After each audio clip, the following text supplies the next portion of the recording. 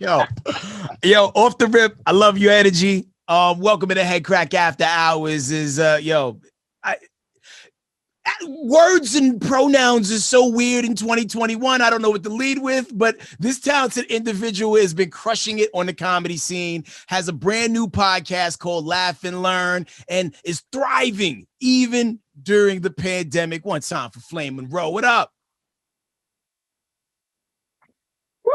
What's up? Hey, thank you, Headkrack. Thank you guys for having me. Hello. Hello, everyone. Anytime. Yo, your journey has been a very interesting one. Like, I've been seeing glimpses of you, over the last year and a half, almost 2 years.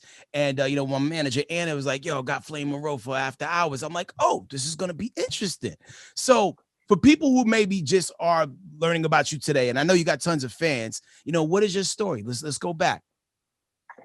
Well, let's start with your opening statement, which is pronouns. My preferred pronoun that I created for myself is he, she, we. Because he cashed the check, she make the money, and we spend it. Same bitch you looking at. Oh, can I use that kind of language? You sure can. Let's say it one more time. Slower. He, she, we. He, she, we. He cashes the check, she makes the money, and we spend it.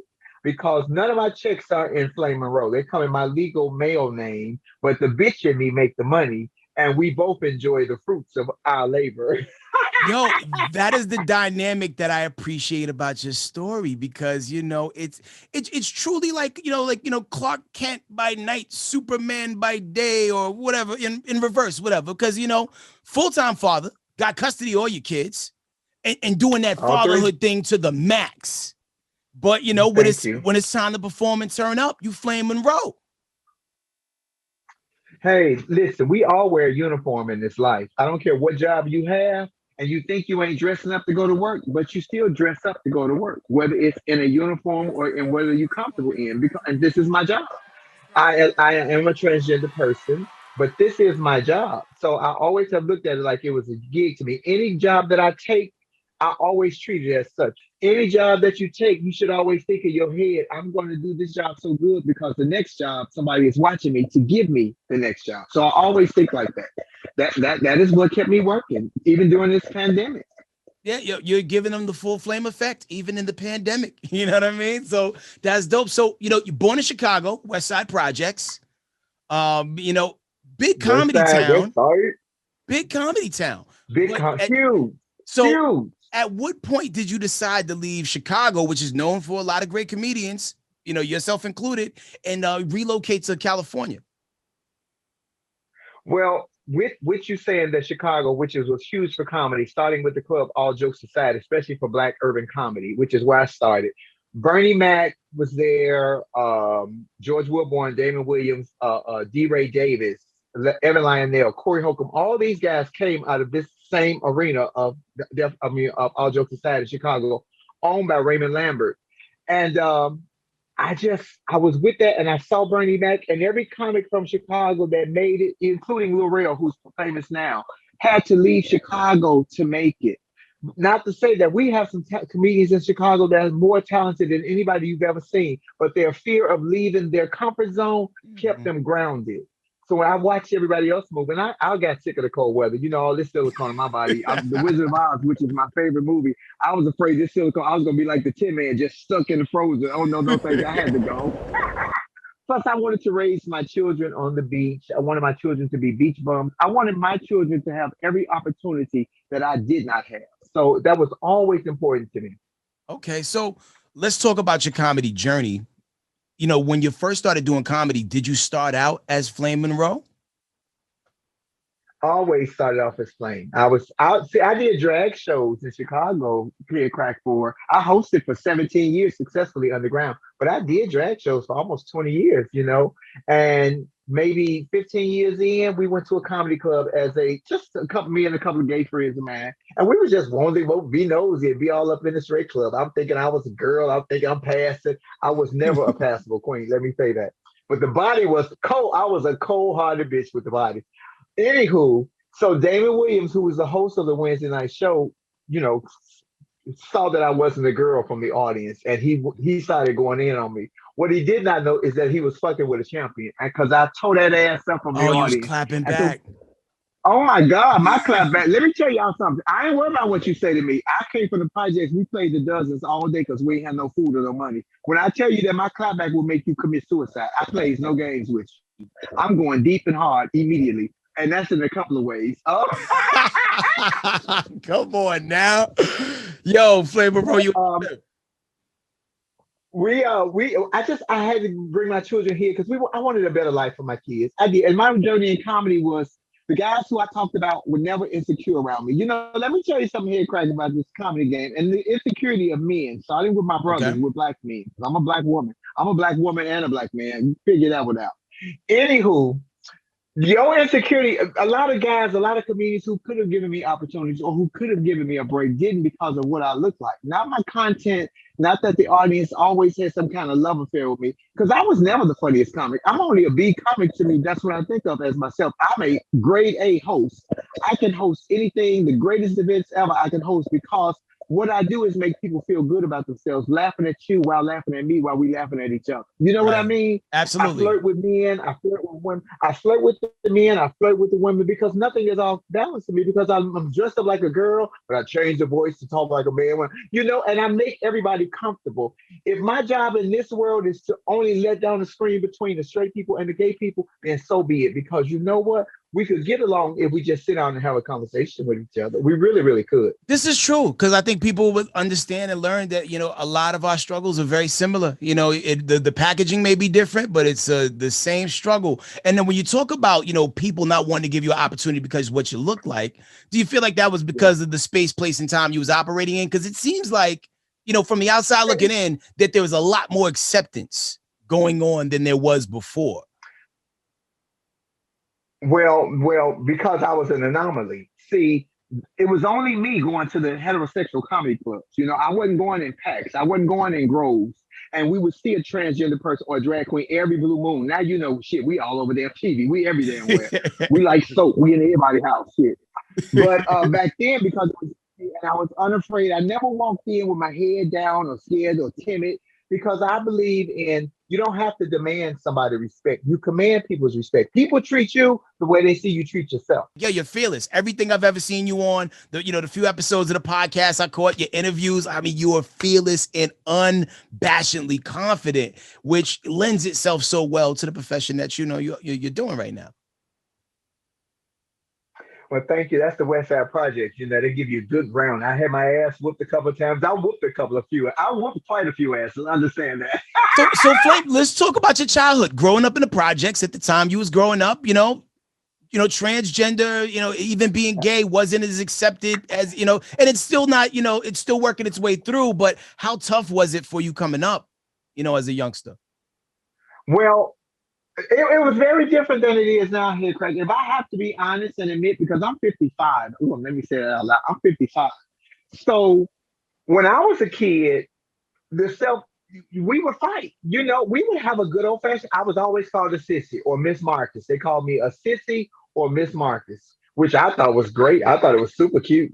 Uh, but if I got into it if I had an altercation with you, just for instance, we had a fight on Mondays. We Okay. mean mugged each other on Tuesday. By Wednesday, we side eyeing each other. By Thursday, we smiling at each other. And by Friday, we friends again. You understand what I mean? It was an Absolutely. opportunity to get the aggression off. Nobody died. Nobody hated each other, got stabbed, all the school shootings. It was safer for me then to me as a young gay person than it is now. Now, I wasn't trans because that was in the projects. I was only in middle school and grade school.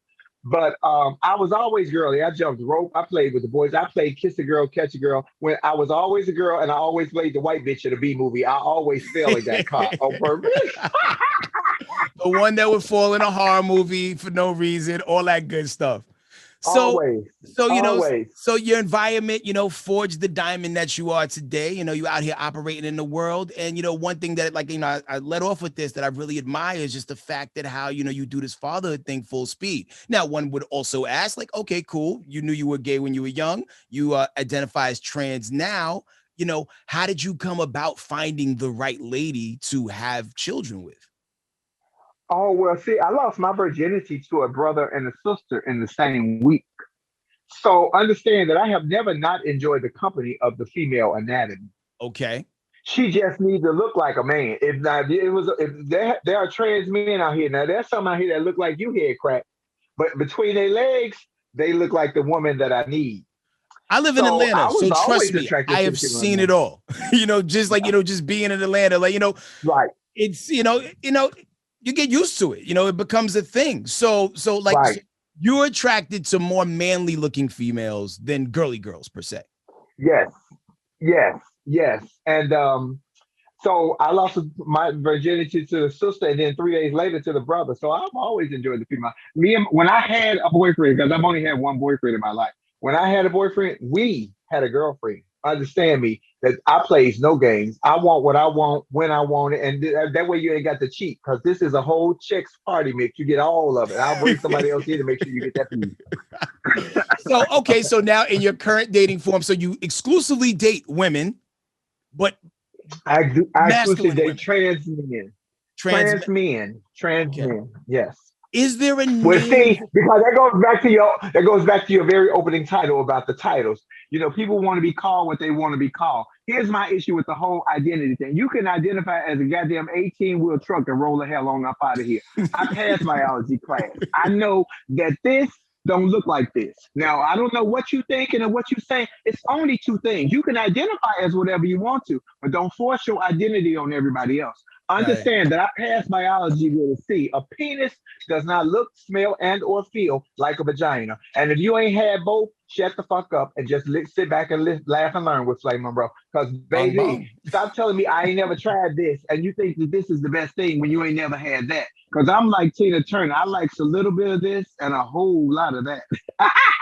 She said that. Yo, it's so tough to be hetero and try to have these conversations without ending up in a weird ass trap. Like, oh, you wasn't supposed to say Mm-hmm. that. That's not okay anymore. Because, like certain labels and titles that were okay a few years ago, all of a sudden aren't okay anymore. And, it's a learning process for everybody in real time. And some people are like, hey, I'm gonna say what I used to say. And some people are like, yo, no, this is wrong. This is what it is now.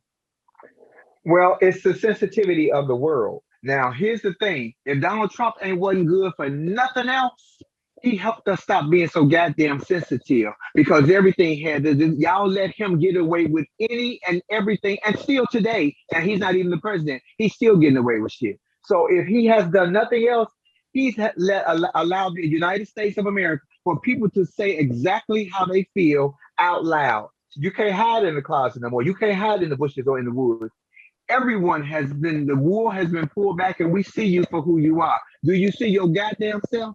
Because I see what you see. I might be transgender, but my eyes still work. Mm-hmm.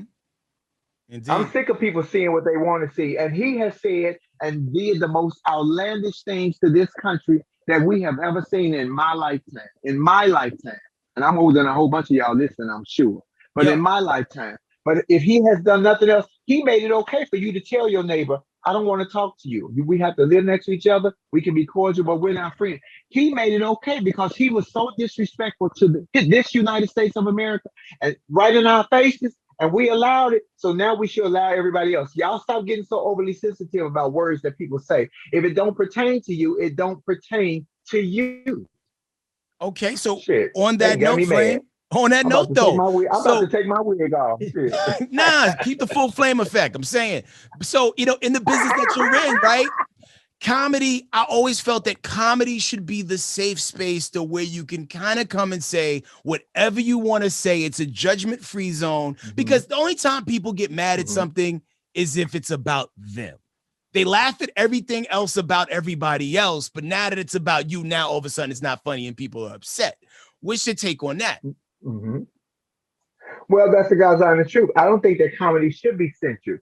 But as a comedian, I think you should have sense enough to know what is going to work and what is not going to work. At least, and I know you want to try some things, but if you know that it's offensive and not painful, like that shit that Kathy Griffin did with the whole Donald Trump head, her whole team should have been fired because they should have Mm-hmm. told her not only is it offensive, but it's not funny. Michael Chi just did a joke last Saturday on Saturday Night Live about the whole transgender military ban lift from the Joe Biden administration, and it's called "Don't Ask, Don't Tuck."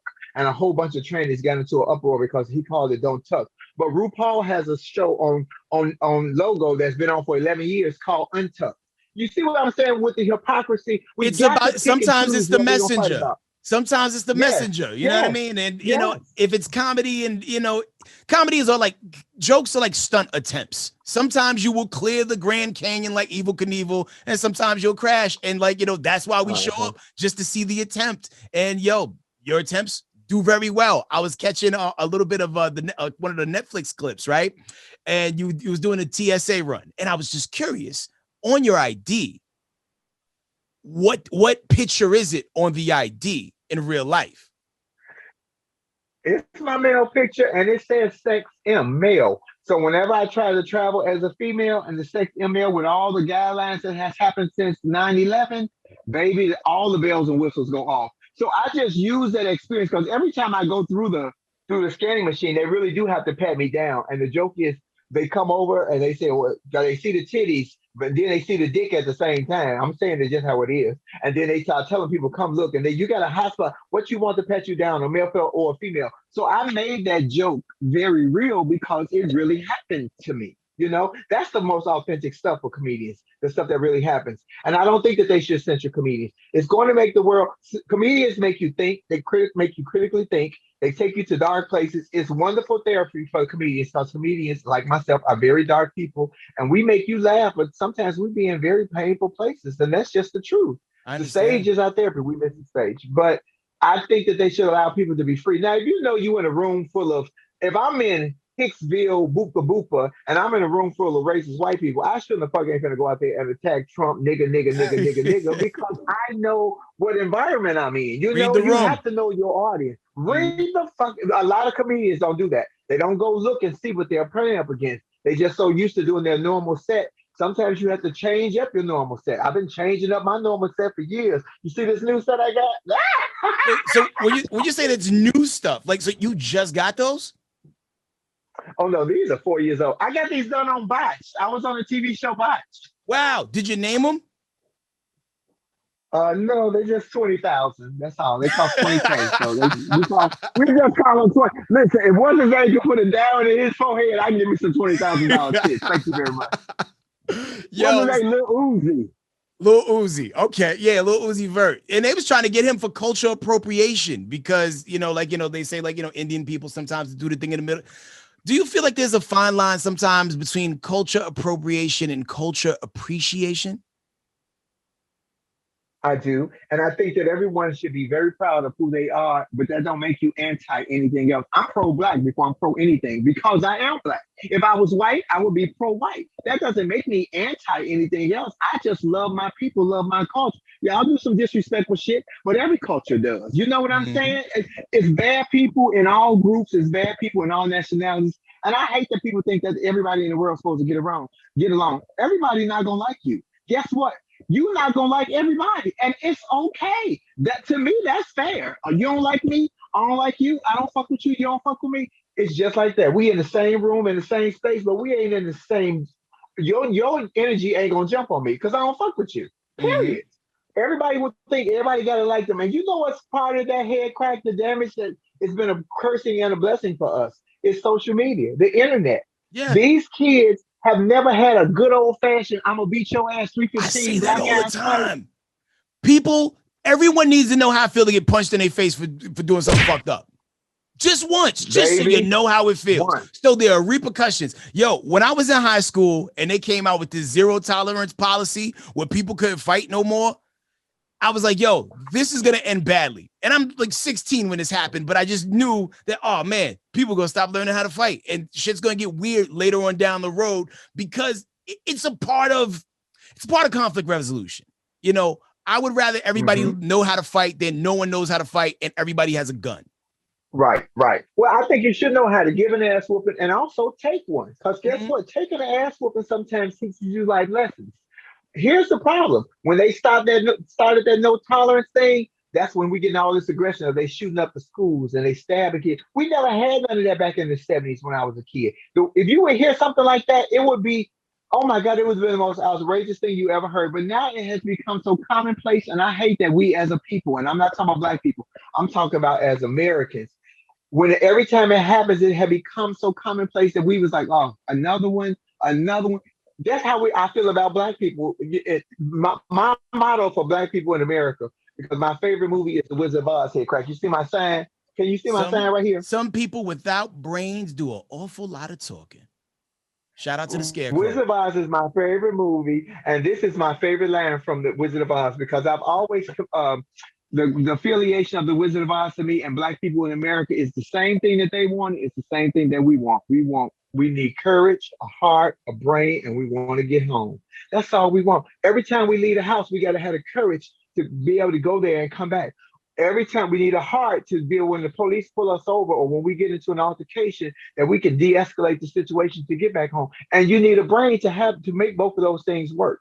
So I've always thought of the Wizard of Oz as black people in America because the same shit they want, same shit we want, same things that we want. But you know who get in our way?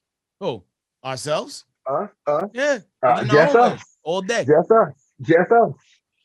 Yeah, and I hear that. You spoke about, police. Have you ever had, like, can you tell us about an encounter that you had with law enforcement at any point in time or another that, I told that joke on Netflix. How should I set you up? Wait, because you do such a good job of telling stories that, sometimes it's hard to distinguish the material from the real stuff. Like, even when you told that story, like, you was doing a show and you said you ran into one of the dudes from the Falcons. And the Falcon dude offered you $5,000, and you're like, I didn't get $5,000 for doing this show. So it'd be so out there that, like, okay, is it the material or did this really happen? Because I know there's truth in comedy, so I never know what's what sometimes. I don't kiss and tell. It was 3,500, and I ain't had to run. I had just what he needed. Look,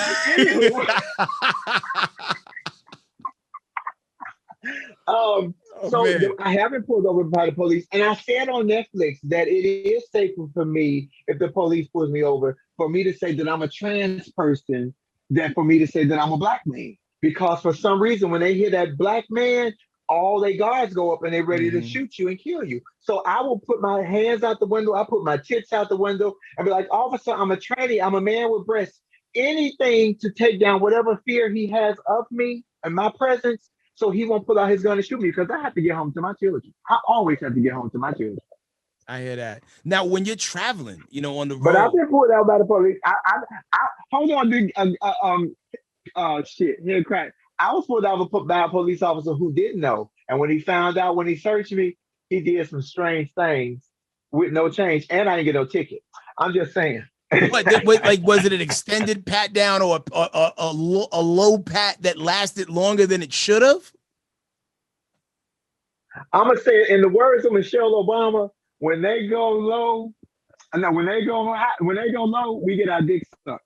Because when I tell you that white boy was the best, oh my God, oh my Jesus, thank you. What city was this in? I'm flashing. Oh, I'm flashing. I'm flashing. Hold on, flash. Oh my God, that white boy was so sexy. This was in Illinois, Kankakee, I think. Was this? I was young. I was very young. I was buck wild. Got you. So when you get off stage, Flame, how long does it take for you to, like, de-escalate and and get back into, like, Mark? It depends on the energy of whatever set I did. Because you have some sets that the energy is so high you can't come down for hours. And then you have some sets that's okay, and then you go like, oh, I should have did this, I'm gonna change that, or woo-woo. And then sometimes you just come off and you're so damn tired, you just want to eat and just watch TV. That always, to me, that always brings me down. Just put the TV on, even if I'm not watching it, it's the company in my hotel room, so it helps bring me back down to earth. Got you. Now, can we talk about highs and lows for a second? Everybody has that show that, like, haunts them. Like, oh my God, that was the worst show. It didn't go right. And then everybody has that show that was like, your Run DMC at the Garden moment, holding up the Adidas. So what was the high and low for you? Low show. 2000 and maybe 3. I auditioned for what was this? What was Comic View or it's Comic Okay. View? And I was in love. This was my boyfriend, one boyfriend I had named Larry, and we just was in a very tumultuous relationship. That nigga put me in prison and everything. This is how bad this relationship went. Um, and over the body was fine, and they called me back for a second audition, and we was going through a love thing. We had argued that day and probably fought. I don't know, but I got on stage and I completely fell apart. Really? I mean, fell apart in every way imaginable. And I did not return to comedy. Oh, I cannot believe I'm telling this. I would not come back around the comedy arena. I didn't come back for 9 months. This is how embarrassed I was. I was humiliated. And one day that itch was still there, but I was embarrassed. You know, I'm gonna admit that publicly. I was embarrassed that I fell apart here, crack, like you wouldn't believe. And that they were already scrutinizing me, and the guys were not very nice to me. A lot of them in the comedy game, so they were waiting to see me crash and burn. I gave them just what they was looking for, but bitch, I'm back. See? Podcasted up on That was the multiple low. streaming platforms. And real quick, so before we go to the high, because you said some things that we can't just drive by, Flame Monroe. So you said you was dating Okay, a dude okay, who had okay. you in prison? Yeah, my ex boyfriend Larry. What That was happened? see, he was on. He got on drugs. Let me tell you something. He turned into another person. He got on drugs and he turned into another person. That's what So people who on drugs to me do. They turn into somebody else. so did you like beat him up real bad and that's how you got locked up or what? No, no, he was jealous of my drive, of my hustle. Most trans women, and I'm saying this, most trans women that you see with boyfriends or husbands, the trans women carry the title of the wife, but the trans women do all the work and usually make all the money. The boy is just a pawn. He's just somebody to be there. And she may love him, but the hustler in the trans women got a lot of hustle, a lot of hustle. Will find a dollar when nobody else can't find one. So hats off to my trans sisters that applaud me because I applaud you bitches back. But yeah, he just got jealous of my success and my drive. He actually called me maybe 2 years ago when he saw they ready and said, "You look," because he called me little fat. He said, "Little fat, you said you was gonna do it." I said, "Nigga, I told you I was a beast," and it was good to hear his voice. That's what's up. Like, do y'all still That keep in nigga put me touch in or prison. was I that the came up last with it. I was a conversation? dumb girl though. That was our last conversation, but I was Okay. a dumb girl here, crack. When they Why? sentenced me to prison for 3.5 years, I came home to that nigga. I came home to this nigga. Did he Well, I was visit only you? gone 48 days. It wasn't that long. Oh, so okay, He so you did got out not. early. You got out early. That's love, I guess. You know, did he visit you during Well, those 48 days? this was no, no, no, no, no, no. This was 91. It was not like it is now. You talk about being a trans now and being a trans then. I was an anomaly. I was a size 6. I was maybe 22. Long red hair to my shoulders, my own body was banging. I had just got brand new titties in Tijuana, Mexico. There was no place in a male prison for me. But the judge who sentenced me had a 97% conviction rate. So we knew the bitch was going to send me to prison. Anyway, that was my first time ever getting caught. That was my first time ever getting caught. I ain't say it was the first time I did some illegal shit, but Right. it was my first time ever getting caught because somebody else tricked on me. Oh, I was a slick red bitch, understand me. And the judge, Judge Joan M. Corboy, I'm telling you guys her name for a reason. Judge Joan M. Corboy sentenced me to 3.5 years in Illinois River Correctional Center. They sent me to jail. There was no place for me. Day 46, the Warden Boyd, came and found me. He said, "Are you Parker B?" I ain't gonna give y'all the rest of them because you never forget your institution number. I ain't gonna tell y'all though. Fuck y'all. All right. I say, "I am." He said, "Bitch, you coming up out of my prison." I incited 3 riots here, crack. I didn't even know the power that I had because if I had known then what I know now, shit, I would have ran that prison. But my presence, them niggas in jail was going wild because they had never seen nothing like me. So I wasn't. The beauty was all my uncles in the projects on the west side were stones. They were all peace stone gangsters. They was all monsters. I seen things that I should have never seen at the age of 11. So I knew I always had a mouthpiece on me. I could talk to anybody because I was never afraid. And I never treated myself as if I was gonna get my ass whooped, you was gonna get some shit happen back to you. You might not have got whooped, but some shit was gonna happen back to you. Anyway, they always respected me. So they wanted to lock me up in the medical like I was mentally. And I wasn't mentally ill. I wasn't physically ill. I didn't have any diseases. So I had to stay in gym pop. But they couldn't handle me in gym pop because the niggas was losing their mind. So the warden put me on house arrest in my own house for 11 and a half months. Oh, that's not bad at all. So, Not so, at all. so you was physically locked down for 48 days, though. I know it Yes. has to be very interesting to be a man with breasts in Gen Pop, due to your uncle's affiliation and your affiliation with your uncles. Is that what kind of kept a lot of heat off your back? Like nobody bothered you?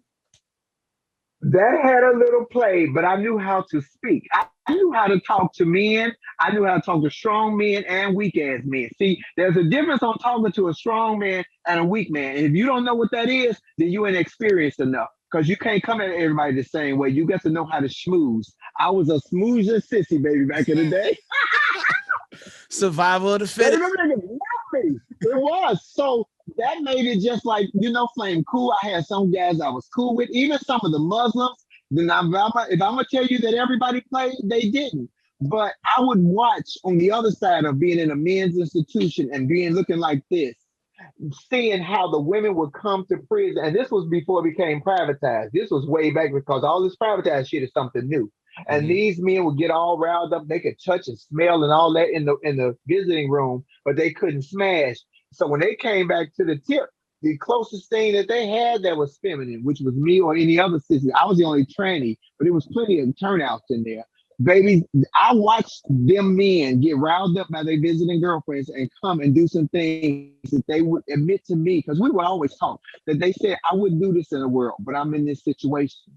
This is what they told me. So I'm young. I'm talking to them. I'm like, well, then don't come back to this situation. Here's my take on men who keep going back and back and back and back to prison. You can't like pussy as much as you say. Because let me tell you something. Ain't no pussy in prison. It's a substance. It's a fraction thereof unless you fucking some of these guards and they do fuck. But it ain't no pussy in prison. You can't lay up with somebody and hold them and squeeze them because it ain't no pussy in prison. And you ain't gonna convince me that you like pussy like you say, because I ain't gonna keep doing the same dumbass things and keep going back to the same dumbass situation. I'm just saying. If you keep going to jail, you must got a boyfriend you trying to visit. There's some rappers I said that about, because there's some rappers who they get out and go right back in. It's like, yo, did you meet somebody you like? Because, you supposed to get back to your fans, your kids, the world, the luxuries of being who you are.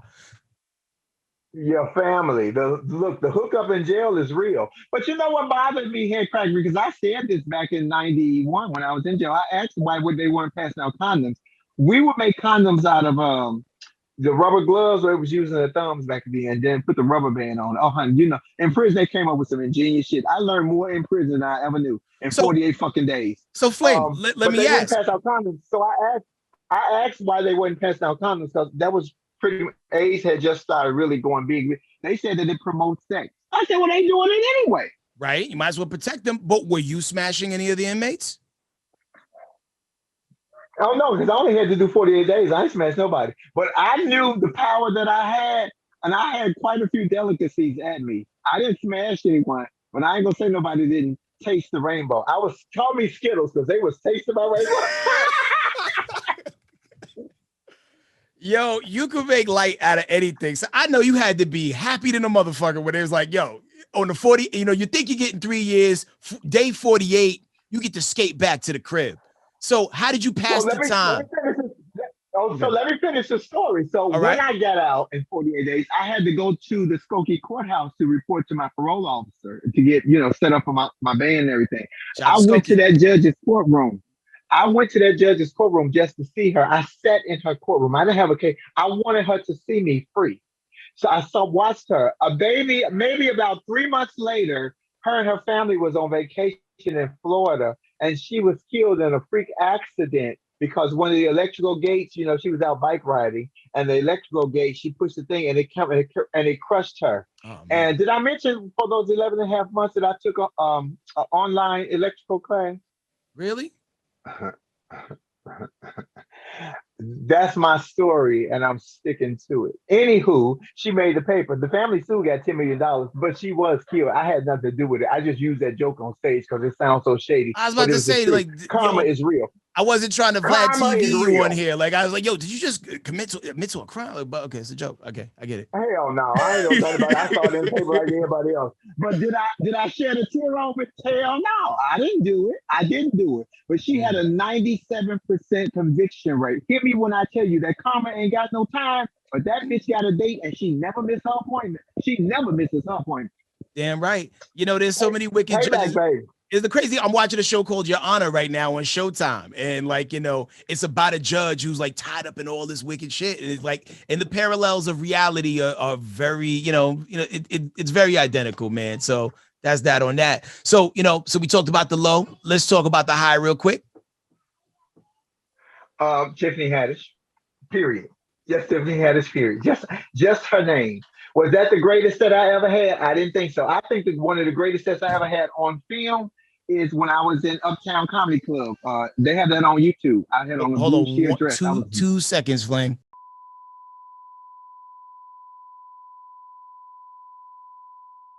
Oh man, they all want to be on. They all want to do YouTube channels. The whole nine. Now, here's the thing. My oldest was a piece of cake. His biggest thing is like he never wanted to disappoint me. That was his biggest thing. And even to this day, like he just made the dean's list. He's like, doing school virtually. He made the dean's list. I've never had to bail him out of jail. You know what I mean? And like, you got your things, but like, hey, you forget to do your chores and whatnot. But beyond that, man, like the kid's been A1. I couldn't ask for a better first child. You know what I mean? The kid's perfect in my eyes. Oh no, the sons are good. My drama ain't for my son. My it's drama your is daughter? for my daughter. Oh my God! Now, how old is your daughters? Both of them, 17 and 14. And good God. Oh yeah, you in for some trouble because everybody I know who got daughters, they all like stressed out. The patches missing in their hair. It's a different level of stress. I am fortunate enough to only make boys. All I make is left Twix. You know what I mean? So I've been lucky in that regard. But all they do is wrestle and fight. It's like WWE up in here sometimes. I think I'll take that up with this talk back because one of these daughters, I'm gonna make the news. I'm telling you, you're gonna see Tranny going wild. I'm gonna make the news. I'm gonna be on TMZ. What do y'all beef about the most? Boys, what else? And as much as you probably like, I mean, I know you're not traveling as much during the pandemic, or maybe you are, but you got a pretty erratic schedule. So and teenagers are crafty, except that one. I wish mine would have snuck out of the house or done something like fly, but you don't want to disappoint me. But so with you moving around, they knowing where you're at, how hard is it to keep them under your thumb?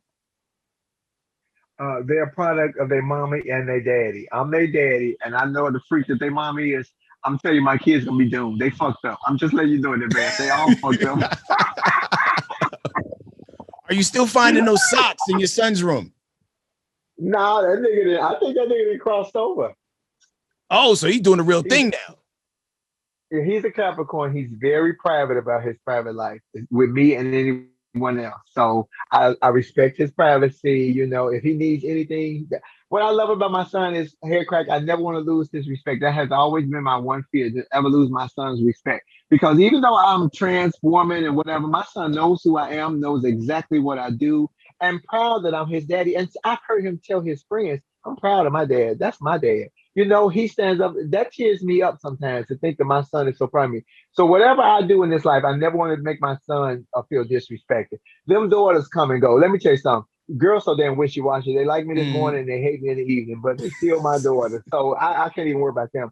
But to lose the respect of your son as a Black man to me is quite hurtful, because then he'll make it like it just goes on for the next generation. He won't care if he loses the respect of his son. That's important to me. I want my son to always respect me as his father, with just what I look like. I said what the fuck I asked his father. Thank you. Because I won't look like this when this interview is over. I'm gonna look like Busta Rhymes shit. Not Busta Rhymes.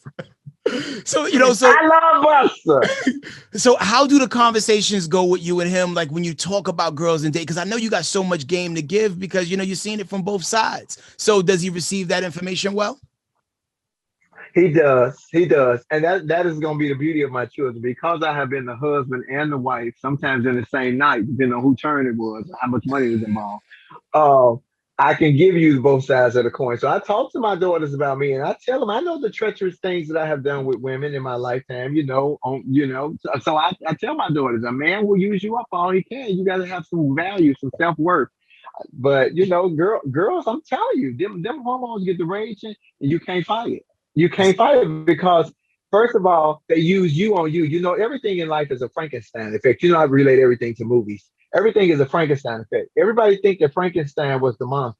Frankenstein was never the monster. No. He created the fucking monster. Mhm. We create these monsters and then we don't want to face them. Same thing he did. He created a monster and he didn't want to face it. It killed him. If you don't face your monster, it's gonna catch up with you and it might kill you. And baby, my kids are a product of me. So I'm telling you, I'm gonna be doomed. Y'all gonna see me gray. I'm gonna be on stage, broke down, still trying to tell some damn jokes. Yeah, stay in the game. Stay in the game. If you've got puff a little herb to take the edge off, stay in the game. Come on, Flame. Now you talked about the lows. Let's talk about that. Oh, you talked about the Tiffany Haddish thing. That was definitely like a big level up. That was a blow up. Where do we go from here, Flame? Like, the call. It was the call, Headkrack. That was the high. Cool. Tiffany called me, say, listen, I got something for you. Get your 30 minutes tight. 9 months. I didn't hear from her for 9 months. Next thing I knew, I got a contract from Tiffany Haddish. Wanda Sykes page her with Pusher Productions and Netflix. Say, bitch, we want you. I feel like I was in the military. We want you. Okay. And it was just what Tiffany did for me here, more than just giving me an opportunity to shine and show who I was Tiffany let down the curtain to let all the other comedians and everybody else know that, oh, that's just Flame. Flame cool as shit. Flame real easy to talk to. You know, it took away the intimidation of y'all and me. So now it's just us. You know what I'm saying? That's what I want to do. Because that's what Tiffany did. Comedians who wouldn't work with me, who wouldn't speak to me, who didn't fuck with me. After I did They Ready, when I walk in the room, what's up, Flame? What's up, my nigga? What's up, dude? Whatever they call me. See, I don't take that to heart. That's not disrespectful to me. I had a guy come up to me and say, you know what? I know what you is, but you a funny ass nigga. A queen was with me. She was like, that was disrespectful. I told her, stop. This is my world. That's not disrespectful to me. In the Black community, that's a compliment all day. That's a compliment all day long. I took that compliment because that's what it was for me. I'm in y'all arena doing what I love to do, but y'all see me for who I am and not who y'all want me to be. So that's why I don't get into all that. You know, I'm not playing you. That's all I ever wanted, Headkrack, from the comedians, was to be treated as another comedian. Male or female, whatever you call me. That was cool. And it's happening full blast right now. Now, you know, just to keep it on some low level nigga shit real quick. Let's just say if you like, you know, you run into somebody on the streets and they want to embrace you. Do you prefer a hug or a dap? Oh, well, with coronavirus, I don't want you to get the fuck away from me. Okay, Corona aside. Corona aside. Like, you know, what is your preferred form of embrace to people that want to show you love in the street? You know what I mean? Like, what is it? You know, because sometimes we're so confused. Like, what do you do? So I usually hug women, but I let men make the lead. Because men do hug me. But if he don't reach out to hug me first, I don't reach out to hug him because I find it as a form of disrespect because some men might say, are you trying to push up on me? So I usually let the man lead in that. So if he reach out to dap, I dap. If he reach out to hug, then I hug. Because I don't want you to ever feel uncomfortable with me and my presence. Because I know I'm still a looker. I still can do it. I'm pulling them in left and right. But I don't want to make you as a man feel uncomfortable with me because when you meet the next trans girl, you might just immediately want to pop off on her. You know what I mean? Yeah. If I can make it easier for the next girl behind me, that's what I'm trying to do. Well, my LGBT community don't always agree with me though. They sometimes they don't like my message. They don't like my delivery. They know the message be spot on, but it's my delivery. And, you know, not everybody's going to love it. Hey, man, you are who you are and you're blazing a trail. So, you know, before we run, got to talk about your podcast real quick, the Laugh and Learn podcast. From what I understand, now you guys are about to start having to do it out of the garage. What was the fly name you had for it? You called it something on the other episode. The Hishiwi Cave. Is that what you called it? Okay, I guess so. So everybody pulling up to the cave. That damn COVID. That damn COVID. You know, you used to have to get dressed and drive to the studio to do the show. And, you know, now you just get to roll out of bed and just roll up. That's kind of how I do my radio show. Like, damn COVID. But y'all don't want me to do that because I ain't like Beyonce. I didn't wake up like this. So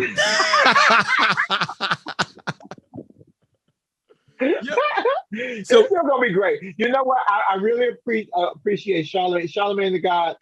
Hats off to you. Solid brother, man. Very solid brother.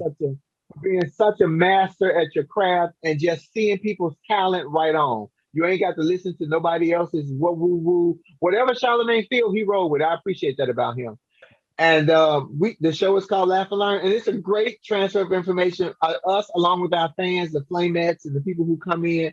I pride myself here, Craig, and this ain't no dig at nobody else. I know you got some smart people over here too. I pride myself on having the smartest listeners on the internet because my people are so brilliant. And I love that we transfer information to each other because we don't know everything here, Craig. And you know everybody has a story. You know everybody has a story.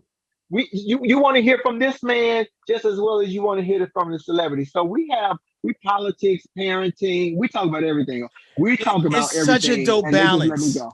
It's such a dope balance of information, man. I wish you nothing but success on it. New episodes every Thursday, right? Every Thursday. Yep. So be sure you pull On up on that, YouTube. the Laugh and Learn podcast. And if people want to follow you online, if they're not already, where do they go? You go to at Monroe Flame, where we tape Laugh and Learn every Monday at 1 p.m. Pacific Standard Time. So you can be part of the live conversation before the editing. But that's at Monroe Flame. Facebook is my whole legal name, Marcus Flame Monroe Parker. Don't y'all start Googling me and shit. What else I got? What else? Oh, YouTube. Y'all follow my YouTube page. Subscribe to my YouTube page, which is Flame Monroe, or my partner, Nick Smith News, one word, and or Lauren Hogan. Thank you so much. We appreciate you. Hey, Craig, I had fun. Thank you. Yo, I had fun talking to you. Yo, you just as live as you are, on tape as you are, virtually in person. So, yo, hopefully this is the last time, we build and connect, and continue success with everything you got going on. Hey, thank you so much. Thank you, listeners. I appreciate you guys watching and following, subscribing, all of that. Listen, Headkrack 2021, the motto is to make it count because people are dying left and right every day for some reason. Everything ain't COVID. I ain't gonna never believe that. But people are still dying in droves and we can't visit them. We can't go to their funerals. Make it count. 2021, every day, make it count. That's what we doing, man. Much love to you, man. Have a blessed year. Peace. Later, Flame.